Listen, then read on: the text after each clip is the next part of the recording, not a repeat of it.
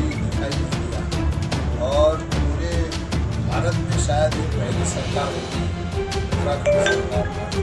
पंचायत चुनाव मैदान में उतरे कांग्रेस प्रत्याशी के समर्थन में आज विकासनगर पहुंचे कांग्रेस के वरिष्ठ नेता मंत्री प्रसाद नैथानी।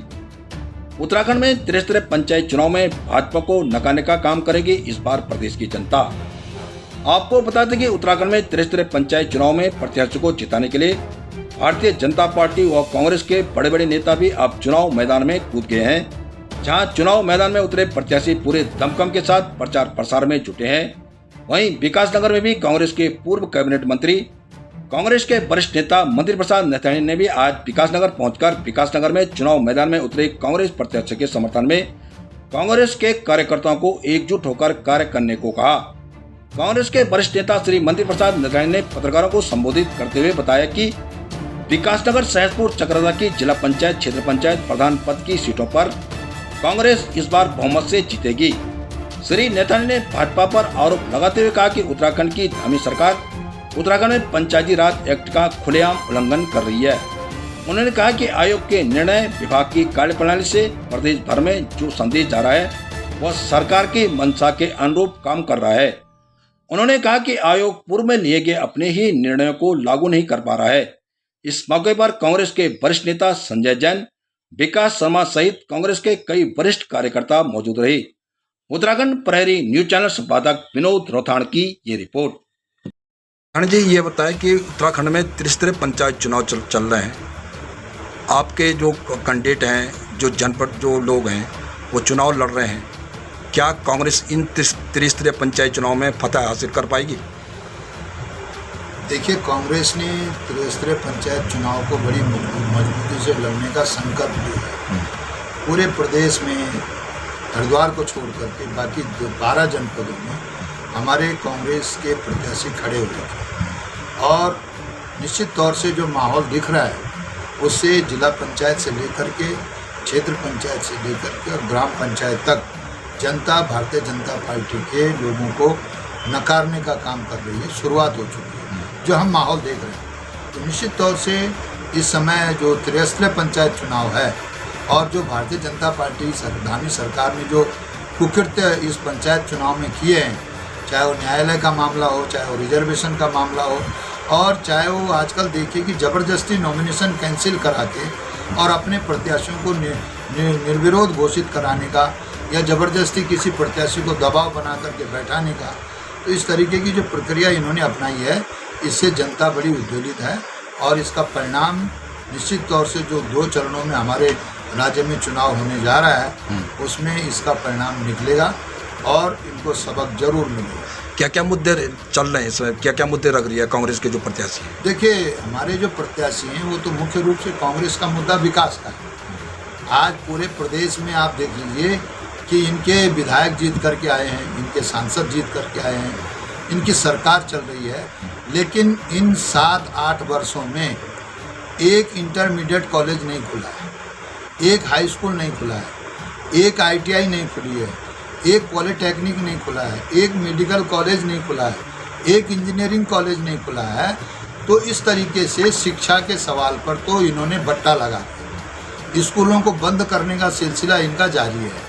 क्लस्टर विद्यालय बना रहे हैं और वहाँ पर शिक्षकों को जिस तरीके से प्रताड़ित किया जा रहा है वो सामने है। दूसरा मुख्य रूप से महंगाई का है। तीसरा मुख्य रूप से जो हमारे 4 धाम यात्रा है, उस 4 धाम यात्रा के जो चारों धाम हमारे हैं, वहाँ पर जो व्यवस्था है उस व्यवस्था को देखिए तो चरमरा गई है पूरी व्यवस्था। वहाँ के जो हमारे स्थानीय लोग हैं, चाहे वो पंडा समाज के लोग हैं और चाहे वहाँ पे छोटे मोटे दुकानदार हैं, चाहे घोड़े वाले हैं, खच्चर वाले हैं, सारे परेशान हैं। टैक्स ले लिया, उसके बाद उनकी दुकान नहीं लगवा रहे हैं वहाँ, और इस तरीके से जो मनमानी की जा रही है। अभी देखिए केदारनाथ में कितने हेलीकॉप्टर क्रैश हो गए, कोई व्यवस्था नहीं है, उसका कोई जवाबदेही नहीं है, कोई पूछने वाला नहीं है। इस तरीके से जो बातें आ रही हैं इससे जनता त्रस्त है और विकास के मुद्दों को लेकर के कांग्रेस इस समय पूरे प्रदेश में मजबूती के साथ जनता का साथ देने के लिए तैयार है, बशर्ते जनता हमारे प्रत्याशियों को चुन करके। सर, एक मुद्दा ये भी है कि अभी बीच में जो बाधित हुआ चुनाव जो है 2 बजे तक जो है जो चुनाव का जो किया था, चुनाव के बारे में क्या कहेंगे आप? कांग्रेस क्या क्या राय? देखिए, चुनाव आयोग तो उनकी गोदी में बैठा हुआ है, ऐसा पहला चुनाव जो यहाँ पे वो बना है, चुनाव आयोग का जो अधिकारी बने हैं, ये पहला निकम्मा अधिकारी देखा गया है जो कठपुतली बना हुआ है सरकार। भाई जब कोर्ट में मामला फंसा हुआ है तो तुमको डिक्लेयर करने की क्या जरूरत थी? जब रिजर्वेशन का मामला भी क्लियर हुआ नहीं है, कई सीट ऐसी हैं जो पहले भी आरक्षित थी, इस बार दोबारा फिर आरक्षित कर दी। तो इस तरीके से अगर कहीं दूसरी जगह आरक्षित होनी थी, वहाँ आरक्षित नहीं हुई है, जहाँ पर वहाँ के हमारे आरक्षण जो आरक्षित वर्ग के लोगों को जो मौका मिलना था वो अभी तक नहीं मिल पाया है। तो इस तरीके से जनरल से लेकर के और आरक्षित कैटेगरी तक को इन्होंने आपस में लड़ाने का काम किया और जनता इस बात का सबक जरूर देगी। और एक बात कहना चाहता हूँ कि इनकी जो एक साजिश मुझे नज़र आ रही है, मैं प्री कॉस्ट बात मैं पहले फोरकास्ट कर रहा हूँ कि त्रिस्तरीय पंचायत चुनाव में चुनाव तक भी ये गड़बड़ी करेंगे। कई प्रत्याशियों को जो जीतेंगे उनके सर्टिफिकेट नहीं दिए जाएंगे, जो मुझे लगता है जब ये जिस प्रत्याशी का नामांकन सही था और बिना किसी कॉज के उस नामांकन को रद्द करने का साजिश कर रहे हैं और उसके बाद हमें लगता नहीं कि ये निष्पक्षता से कोई निर्णय कर पाएंगे। अच्छा, दो जगह भी जो है जैसे शहरी निकाय है, ग्राम पंचायत में है, प्रत्याशी के नाम जो है पाए गए हैं, इस पर क्या कांग्रेस का क्या स्टैंड है? ऐसा है कि ये बहुत निरंकुश हो चुके हैं। जब पंचायती राज एक्ट में एक क्लॉज दिया गया है जिसमें लिखा गया है कि जो व्यक्ति नगर निगम, नगर पंचायत में कहीं वोटर है तो उसको त्रिस्तरीय पंचायत चुनाव में भाग लेने का कोई अधिकार नहीं, लेकिन इन्होंने उसके बावजूद भी अधिकार दिया और पहले कहा कि रोक देते हैं, उसके बाद फिर एक आनन फानन में आदेश निकाला कि नहीं इन सबको जो है कोई विरोध नहीं होगा, इनको भी लड़ने दिया जाए। तो ये जो बातें आ रही हैं, ये धामी सरकार जो है बिल्कुल एक जिसको कहते हैं कि एक किस्म से कहते हैं कि निरंकुशता की दौड़ में आगे चल रही। कोई लॉ एंड ऑर्डर की कोई व्यवस्था नहीं है, व्यवस्था नाम की कोई चीज़ नहीं रह गई। अभी इतनी दैवीय आपदा आ गई है, इनका कोई मंत्री बता दे, कोई अगर वहाँ गया हो, देखने तक नहीं जा रहे हैं। वो चुनाव उनके लिए पहले चुनाव है भाई।